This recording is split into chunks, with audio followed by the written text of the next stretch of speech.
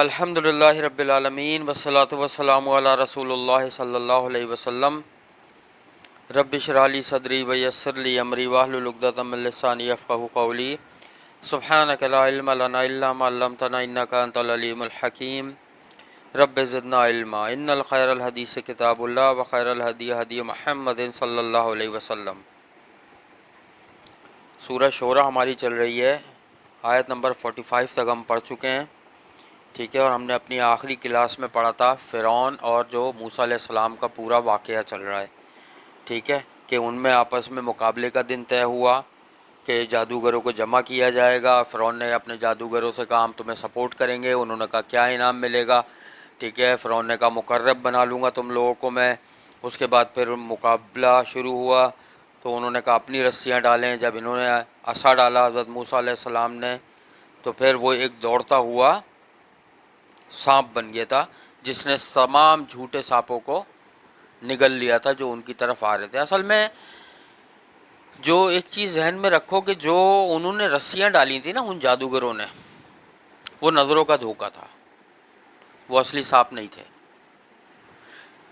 وہ نظروں کا دھوکہ تھا۔ دیکھنے والوں کو لگ رہا تھا انہوں نے سحر کر، دیکھو یہ بھی دیکھو یہاں پہ کیا لفظ قرآن میں ذکر ہوا ہے، سحر کا لفظ، سحر کر دیا تھا، انہوں نے دماغ پہ بندش کر دیے تھے کہ ایسی کہ نظر کچھ اور آ رہا تھا کچھ اور، نظر کچھ اور آ رہا تھا،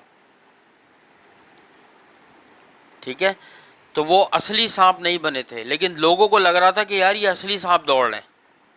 حضرت موسیٰ علیہ السلام کو بھی لگ رہا تھا، لیکن اللہ تو ایک ایسی ذات ہے وہ تو سب جانتا ہے۔ اللہ نے کہا آپ اپنا عصا ڈالیں زمین پہ، گھبرانے کی ضرورت نہیں ہے ابھی۔ انہوں نے جیسے ہی ڈالا وہ اصلی اژدہا بن گیا، اور تمام جتنے بھی چھوٹے چھوٹے وہ جو سانپ لگ رہے تھے رسیاں سب کو نگل گیا۔ آگے چلتے ہیں۔ اعوذ باللہ السمیع العلیم من الشیطان الرجیم من ہمزہ ونفخہ ونفثہ۔ فألقي السحرة ساجدين قالوا آمنا برب العالمين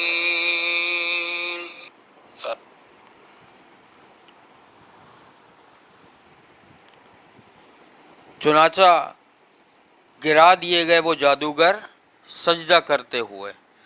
اب جیسے ہی ان جادوگروں نے دیکھا کہ ہمارا زور نہیں چل رہا ہے، ہمارا جادو اور جو حضرت موسیٰ علیہ السلام کا عصا ہے اس نے سب سانپوں کو نگل لیا ہے، تو وہ سمجھ گئے کہ یہ حقیقت میں یہ جادوگر نہیں ہے، یہ کوئی اللہ کا بھیجا ہوا نبی ہی ہے۔ تو وہ سجدے میں گر گئے اور کہنے لگے ہم ایمان لائے رب العالمین پر۔ اب خود ان کے منہ سے نکل گیا، جو فرعون کہتا تھا نا رب العالمین کیا ہے، تو وہ جادوگر کہنے لگے ہم ایمان لائے رب العالمین پر، جو تمام جہانوں کا رب ہے، اور بلکہ ایک اور چیز بھی انہوں نے کہی، رب موسى وهارون قال آمنتم له قبل أن آذن لكم إنه لكبيركم الذي علمكم السحر فلسوف تعلمون لأقطعن أيديكم وأرجلكم من خلاف وَلَأُصَلِّبَنَّكُمْ أَجْمَعِينَ۔ تو انہوں نے کہا ہم رب العالمین پر ایمان لائے اور موسیٰ کے رب پر اور ہارون کے رب پر۔ فرعون بھی تو اپنے آپ کو رب کہتا تھا، تو اب انہوں نے کلیئر کر دیا کہ یہاں رب سے مراد فرعون نہیں ہے، یہاں رب العالمین سے مراد حضرت موسیٰ علیہ السلام اور حضرت ہارون علیہ السلام کا جو رب ہے ہم اس پر ایمان لائے۔ تمام جادوگر مسلمان ہو گئے تھے، سجدے میں گر گئے تھے، ٹھیک ہے۔ اس کے بعد جب یہ دیکھا فرعون نے تو کہا کیا تم ایمان لے آئے اس پر اس سے پہلے کہ میں اجازت دیتا تمہیں؟ یعنی کہ وہ یہ کہہ رہا تھا کہ میری اجازت کے بغیر تم لوگ ایمان کیسے لے کر آئے؟ یعنی کہ گویا کیا ایمان لانے کے لیے کسی کی اجازت لینا ضروری ہے؟ ایمان لانے کے لیے ماں باپ کی اجازت لینا بھی ضروری نہیں ہے، ذہن میں رکھو، کسی کی اجازت لینا ضروری نہیں ہے۔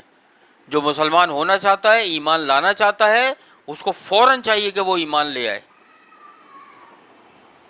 بلا شبہ البتہ تمہارا بڑا جس نے تمہیں سکھایا ہے یہ جادو، لہذا یقیناً عنقریب تم جان لوگے۔ فرعون نے ایک اور الزام لگایا، اس کا مطلب یہ ہے کہ اسی نے تمہیں جادو سکھایا ہے۔ اپنے جادوگروں سے وہ کہنے لگا اب میں سمجھ گیا تم ایمان اس لیے لا رہے ہو اس پر کہ مجھے لگ رہا ہے یہ بڑا جادوگر ہے اور اسی کے تم لوگ شاگرد ہو۔ کتنا بڑا الزام لگایا اس نے۔ اور پھر کہنے لگا جادوگروں سے البتہ میں ضرور کاٹوں گا تمہارا ہاتھ اور تمہارا پاؤں ایک دوسرے کی مخالف سمت سے، اور البتہ میں سولی پر لٹکاؤں گا تم سب کو۔ اب سزا کیا دے رہا ہے کہ ایک تو میں تمہارا ایک ہاتھ اور ایک پاؤں کاٹوں گا مخالف سمت سے، یعنی کہ اگر سیدھا ہاتھ کاٹوں گا تو اس کے ساتھ الٹا پیر کٹے گا، اور اگر کسی کا الٹا ہاتھ کاٹوں گا تو سیدھا پیر کاٹ دوں گا۔ اور صرف یہی نہیں، ہاتھ اور پیر کاٹنے کے بعد اس کو سولی پر بھی لٹکا دوں گا۔ یعنی وہ یہ دکھانا چاہ رہا تھا اپنا غضب اور غصہ کہ تم لوگ کیسے ایمان لے آئے۔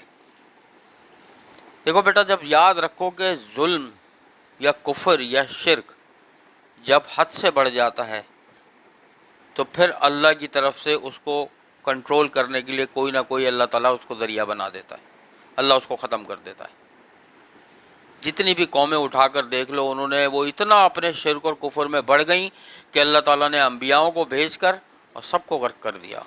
اور تمہیں پتہ حضرت ابراہیم علیہ السلام کے بارے میں کیا بولا جاتا تھا؟ حضرت ابراہیم علیہ تمام انبیاؤں کے واقعات پڑھو، حضرت ابراہیم علیہ السلام کے بارے میں یہ بات مشہور ہے کہ ون مین آرمی تھے وہ۔ سمجھتے ہو نا، یہ لفظ سنا ہے ون مین آرمی، کہ ایسی پوری آرمی کہ جس میں صرف ایک بندہ ہے، پوری آرمی کے برابر تھے اکیلے۔ ان کی تم اٹھا کر تو پڑھو، ایک تو تمام انبیاؤں کی پڑھو، لیکن حضرت ابراہیم علیہ السلام کی خاص کر پڑھو کہ اللہ نے کیسی کیسی آزمائشوں میں ڈالا اور کس کس طریقے سے وہ اس سے نکلے۔ ٹھیک ہے، تو یہ فرعون نے ان کو کہا کہ میں تمہیں یہ سزا دوں گا۔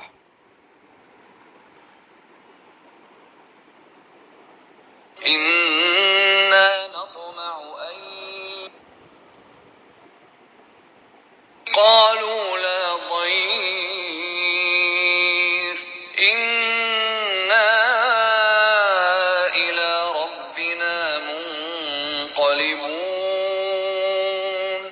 إنا نطمع أن يغفر لنا ربنا خطايانا أن كنا أول المؤمنين۔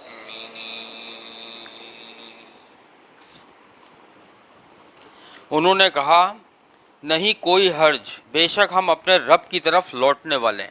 ان جادوگروں کو اتنا پکا ایمان آ گیا تھا ان کے اندر، انہوں نے کہا تو ہمارے ساتھ کچھ بھی کر لے، ہمیں اپنے رب کی طرف لوٹنا ہے۔ دیکھو یہاں پر کیا لفظ استعمال ہوا ہے، الی ربنا منقلبون، اور یہی لفظ جو سواری پہ سفر کرنے کی دعا ہے اس میں بھی آتا ہے، الفاظ الی ربنا لمنقلبون، کہ البتہ ہم اپنے رب کی طرف ہی پلٹنے والے ہیں، لوٹنے والے ہیں۔ تو انہوں نے بھی یہی کہا کہ تو کچھ بھی ہمارے ساتھ ظلم و ستم کر لے، تو ہمیں مار سکتا ہے، بس آخری حد کیا ہے؟ مارنا، مار سکتا ہے، اس کے بعد ہمیں اللہ کی طرف پلٹنا ہے، اپنے رب کی طرف پلٹنا ہے، اس سے زیادہ تو کچھ بھی نہیں کر سکتا۔ حقیقت ہے کہ مرنے سے زیادہ اور کیا ہو سکتا ہے؟ کچھ بھی نہیں۔ بلا شبہ ہم امید رکھتے ہیں کہ وہ بخش دے گا ہمیں، ہمارے لیے ہمارے گناہوں کو، یعنی ہماری خطائیں، ہمارا گناہ جو ہے اللہ تعالیٰ بخش دے گا اگر ہم نے اس پر ایمان لایا تو انہیں ہمیں قتل کر دیا، اس لیے کہ ہم پہلے ایمان لانے والے ہیں۔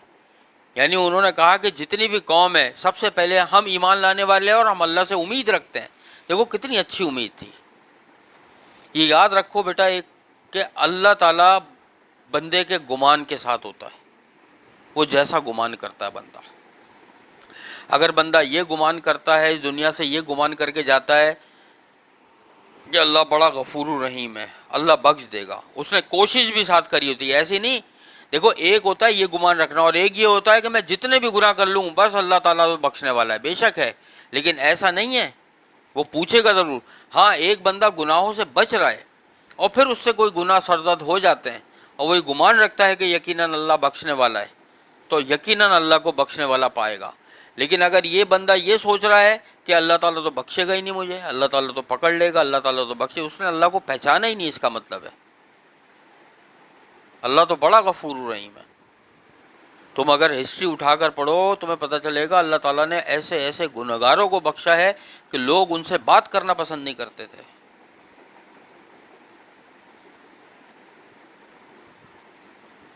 میں تمہیں اس پہ ایک سناتا ہوں، اس حدیث کی سند مجھے نہیں پتا، چونکہ ہمارے عمل سے تعلق نہیں ہے اس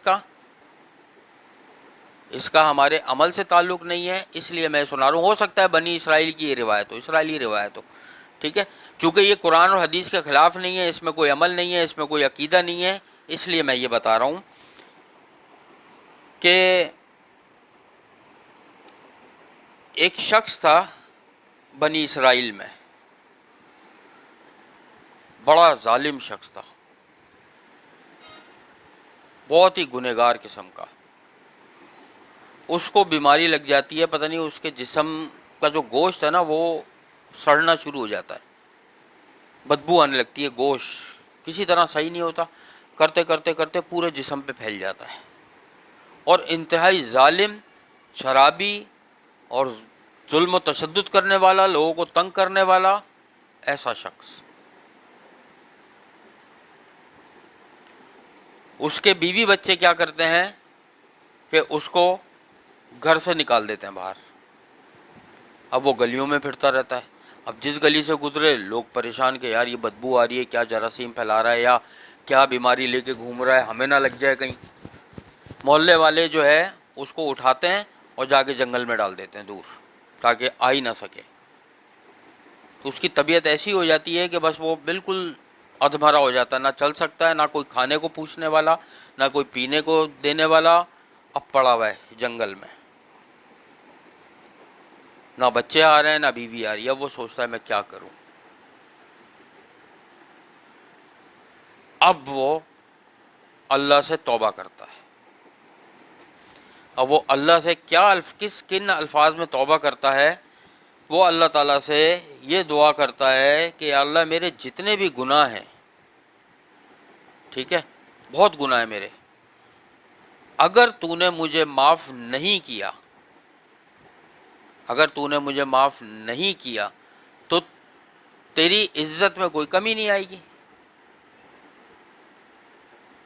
اور اگر تو نے مجھے معاف کر دیا میرے گناہوں کو تو تیری رحمت کے خزانوں میں کوئی کمی نہیں آئے گی۔ ایسی دعا کرتا ہے ان الفاظ کے ساتھ کہ میرے گناہ اتنے ہیں لیکن تو نے معاف کر دیا تو تیری رحمت کے خزانوں میں کوئی کمی نہیں آئے گی، اور تو نے مجھے اگر نہیں معاف کیا تو تیری عزت یا شان اور بڑھ نہیں سکتی، کیونکہ جو تیری شان ہے تو وہی ہے، نہ وہ گھٹ سکتی ہے نہ بڑھ سکتی ہے۔ اللہ تعالیٰ سے ان الفاظ کے ساتھ توبہ کرتا ہے، اللہ تعالیٰ کو اس کے یہ الفاظ پسند آ جاتے ہیں اور وہ وہیں پہ مر جاتا ہے بیچ جنگل میں۔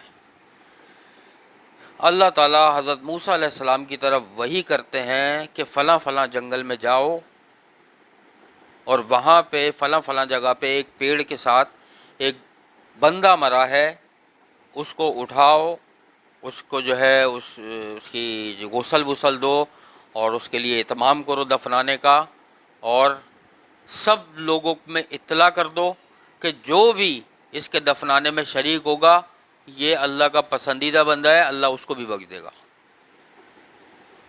اور جب حضرت موسیٰ علیہ السلام پہنچتے ہیں،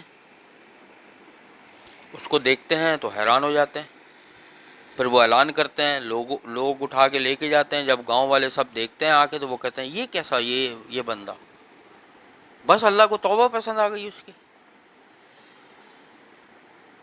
کبھی بھی کہیں بھی انسان کہیں پہ بھی ہو اللہ سے توبہ کر لے، لیکن اس کا وقت نرخرا بجنے سے پہلے پہلے ہے، بس جان اگر حلق میں اٹک گئی آ کے پھر توبہ قبول نہیں ہوتی، پھر توبہ کا دروازہ بند، جب تک جان صحیح سلامت ہے توبہ کا دروازہ کھلا ہوا ہے۔